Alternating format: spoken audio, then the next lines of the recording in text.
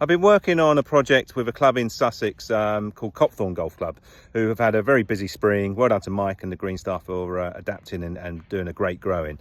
And I'm just going to talk about the 8th tee project that started back in May, but they're now going on to, they've just done the 18th bunkers, they're going on to the 5th green, 6th tee, so lots going on here. And a nice saying I heard the other day was, you know, if you do projects, your profits will come, which I thought that was really good actually, because that's a club that's investing. There's a couple of things I just want to touch base on, and the first is very emotive, and I know it is to membership, is tree management. Now I'm going to just spin the camera around in a moment so you can see a bit more, but ultimately this club behind me had just dense canopy, and if you can see it now, I mean, you couldn't see the farmers' fields before. This was just thick woodland.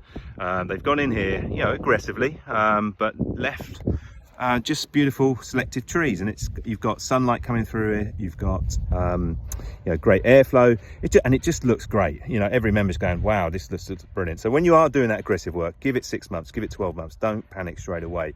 And ultimately what you're trying to do is get that balance between agronomy and tree woodland, and this club have definitely got that. And then the second thing I just want to talk about, and hopefully I don't get my shadow there, is this club seeded rather than turfed. And if you can see this tee being hand mown down to, I think it's 10 mil.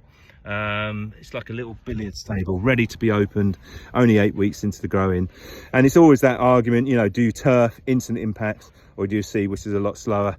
You know, my advice is always to seed if you can do it, and I work with clubs that can do that in the winter and get it back in play for spring. But this is just a great case study to me of how to run a project at the right time of year, in the summertime, in the spring when the ground conditions are better, and then doing two great things: one, the tree management, getting that right, and then two, thinking long term, getting the seed. So well done to Copthorne for pushing ahead with their projects.